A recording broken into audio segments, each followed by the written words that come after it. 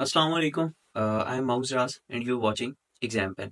अच्छा, सबसे पहले तो आई वुड अपोलोजाइज कि मैं पिछले 1 डेढ़ महीने से कोई भी लेक्चर अपलोड नहीं कर पाया। दरअसल I was busy in creating you know an essay writing crash course for you people. आप लोगों के लिए क्रैश कोर्स बना रहा था मैं। और ऐसे राइटिंग क्रैश कोर्स से ये मुराद नहीं है कि इसमें सिर्फ ऐसे ही है, बल्कि करंट अफेयर्स, पाकिस्तान अफेयर्स, मुख्तलिफ जो 12 के 12 पेपर्स हैं। ज़ाहिर है आप लोग उसमें आंसर राइटिंग ही करते हैं। So answer writing पे एक state of the art I was preparing crash course. और अगर आप C S S, P M S, public service commission या फिर किसी भी कॉम्पिटिटिव एग्जाम के एस्पायरेंट हैं, या फिर आप कंटेंट राइटिंग करना चाहते हैं या कर रहे हैं, या फिर आपका आइल्स देने का इरादा है, कोई भी अ, अगर आपका ऐसा इरादा है जिसमें आप राइटिंग सीखना चाहते हैं, सो ये कोर्स बिल्कुल आपके लिए है। इस कोर्स ने ऐसे की बड़ी बड़ी मिथ्स को जो है उड़ा कर रख देना है। और सबसे पहली चीज़ ये है, अभी मैं सारी चीज़ें आपके साथ वन बाय वन एक्सप्लेन करता हूँ। ये सामने मैंने सारा ऐसे सारी बुक खोली हुई है, ठीक ठीक है। अभी मैं आपके साथ शेयर करता हूँ इस बुक में क्या क्या कंटेंट जो है वो मैंने इंक्लूड करने की कोशिश की है। बट फर्स्ट ऑफ ऑल सबसे पहली चीज़ ये है कि इस कोर्स को बनाने का मेरा मकसद क्या है। इस कोर्स को बनाने का मकसद मेरा ये है कि पाकिस्तान के वो इलाके जैसे कि सिंध हो गया, बलूचिस्तान हो गया, वो बच्चे जो लोग पाकिस्तान के बैकवर्ड एरियाज़ में हैं, जिन लोगों के पास प्रॉपर गाइडेंस हासिल करने की अपॉर्चुनिटीज़ नहीं है, फर्स्ट ऑफ ऑल उन लोगों तक एक प्रॉपर गाइडेंस को पहुंचाना मेरा सबसे बड़ा मकसद है। बिल्कुल एक फिजिबल प्राइस में उन तक एक प्रॉपर गाइडेंस पहुंचाना सबसे पहला मेरा मकसद है।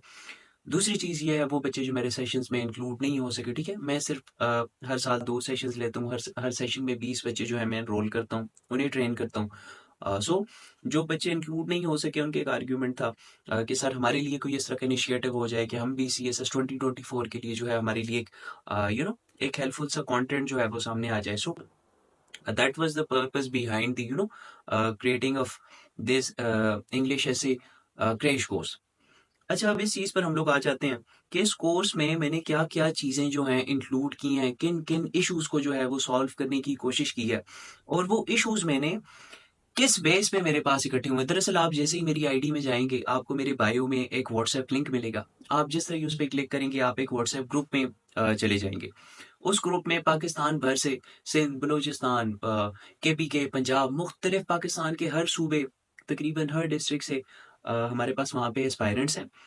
और उन एस्पायरेंट्स वो those aspirants keep asking me questions regarding CSS, ठीक है, ठीक है। तो उन एस्पायरेंट्स ने वो पिछले 6 7 8 महीनों से मुझसे क्वेश्चन कर रहे हैं, ठीक है। तो जब मैंने उन तमाम क्वेश्चंस को कैटेगराइज किया एक जगह पर, प्लस मेरा अपना ऐसे राइटिंग का experience, I have been preparing English essay for the past रफली 4 to 5 years।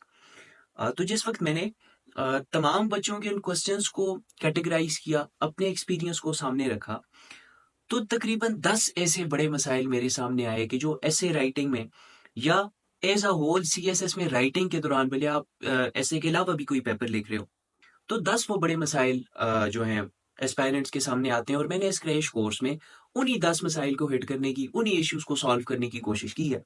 तो सबसे पहले तो मैं आपको ये बता देता हूँ कि वो मसाइल क्या-क्या हैं, और अगर आपको भी उनमें से कोई मसला दरपेश है, तो ये ऐसे राइटिंग क्रैश कोर्स बिल्कुल आपके लिए है, ठीक है। इसमें आपको बुक भी मिलेगी, साथ मेरी 18-20 रिकॉर्डिंग्स भी मिलेंगी, जिसमें हर एक चीज़ प्रॉपर्ली एक्सप्लेन्ड है, वो मैं आगे जाके आपको बता दूँ। इश्यूज जो हमारे सामने आए, सबसे पहला इश्यूज जो बच्चों को आ रहा है वो ये आ रहा है कि भाई हमें कोई रियल टाइम ऐसे नहीं मिल रहा, ठीक है। हम यूट्यूब पे जा रहे हैं, मुख्तलिफ प्लेटफॉर्म्स पे जा रहे हैं, बातें तो हमें बहुत सारी बताई जा रही हैं, मगर हमने अपनी आंखों से ना कोई ऐसे देखा, ना कोई आउटलाइन देखी, ना पास होने वालों के ऐसे देखे, हमें नहीं पता कि ये ऐसे किस तरह लिखा जाता है। दूसरा एक बहुत बड़ा मसला स्टूडेंट्स को ये आ रहा है कि ऐसे के स्ट्रक्चर के रिगार्डिंग बहुत बड़ी कंफ्यूजन है। बच्चों को ये नहीं पता ऐसे में कौन सा स्ट्रक्चर फॉलो करना है, इंट्रोडक्शन लिखते वक्त कैसा स्ट्रक्चर रखना है।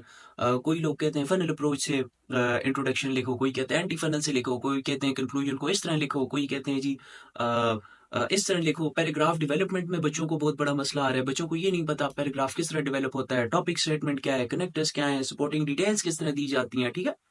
उसके बाद जो तीसरा बड़ा मसला सामने आया उस कैटेगराइजेशन के दौरान, वो ये था कि भाई ये कोहेरेंस क्या चीज होती है, ये कनेक्टिविटी क्या चीज होती है, ये यूनिटी क्या चीज होती है, इन्हें एक ऐसे में किस तरह आखिर पैदा किया जाता है।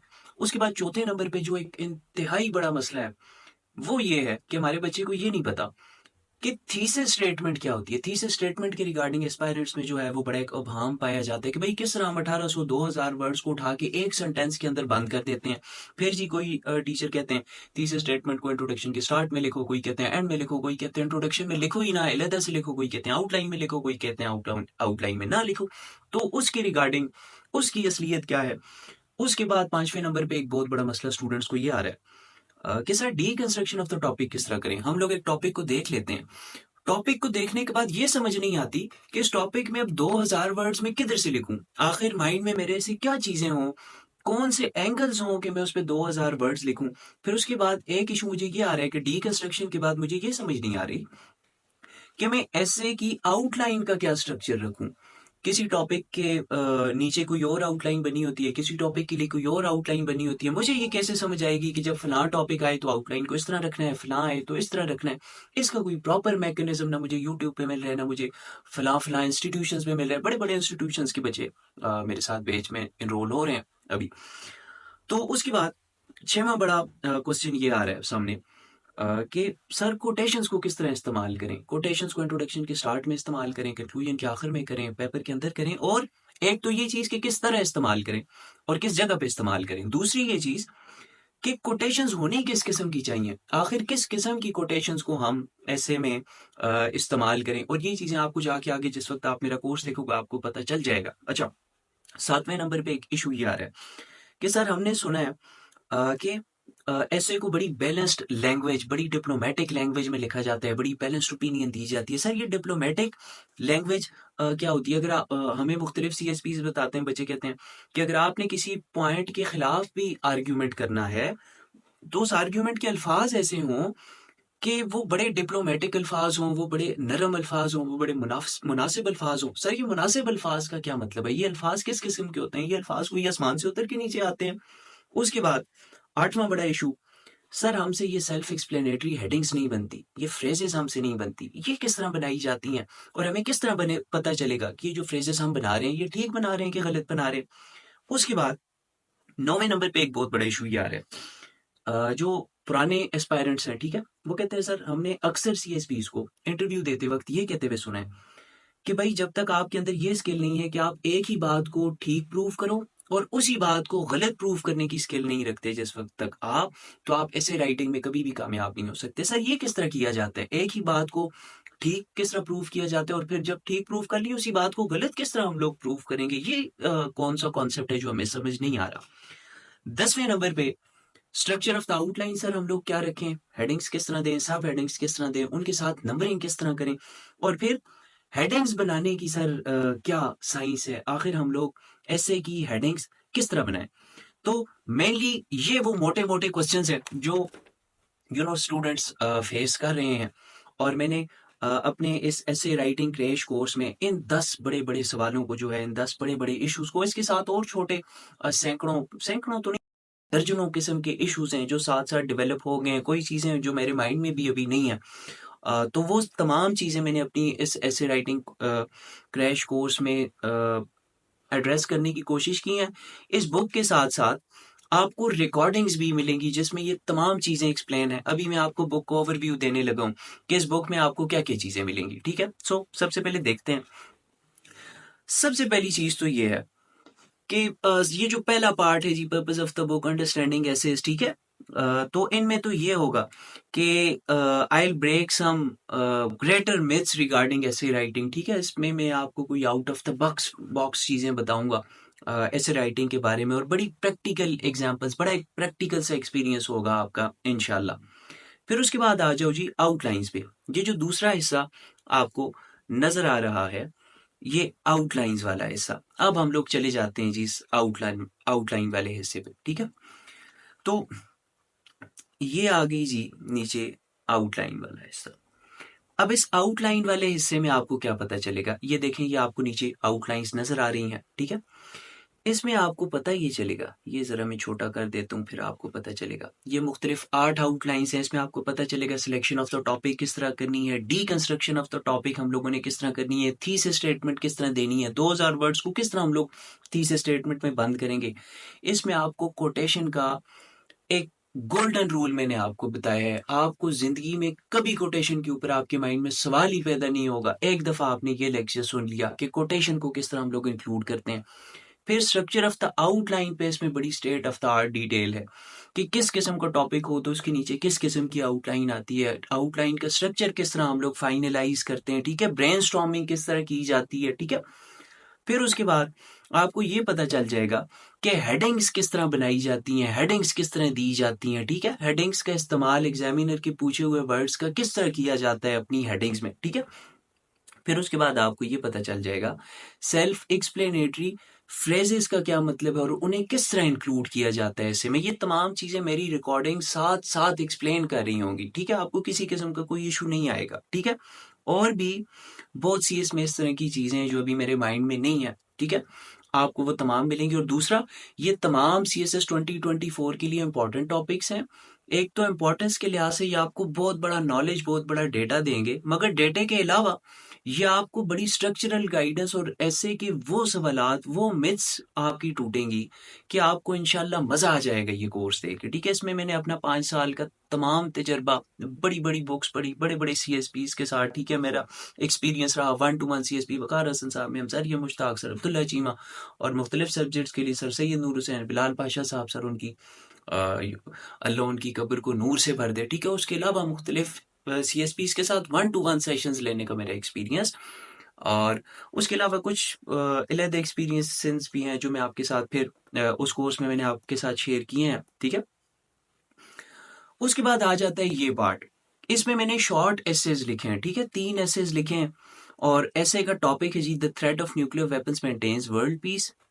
और इसमें सबसे पहले तो मैंने ये कहा है कि भाई इसके एडवांटेजेस ज्यादा हैं। वो जो बात थी ना कि एक ही बात को ठीक कहना और फिर उसी बात को गलत साबित करना, उस पर मैंने यहाँ पे 3 एसेज लिखे हैं। इन एसेज में आपको एक तो ये समझ आ जाएगा कि करंट अफेयर के पेपर का आंसर किस तरह लिखना है, पाकिस्तान अफेयर का आंसर किस तरह लिखना है, या और जो मुख्तलिफ पेपर्स हैं उनका आंसर किस तरह हमने बनाना है, उनकी हेडिंग्स किस तरह बनानी है, उनका स्ट्रक्चर क्या रखना है। दूसरा, आपको ये पता चल जाएगा एक ही बात को सही किस तरह साबित करना है। मैंने यहाँ पे सही साबित किया, केस फॉर गोइंग न्यूक्लियर। दूसरे में मैंने उसी बात को गलत साबित किया, ठीक है, उसी के मैं अगेंस्ट किया हूँ।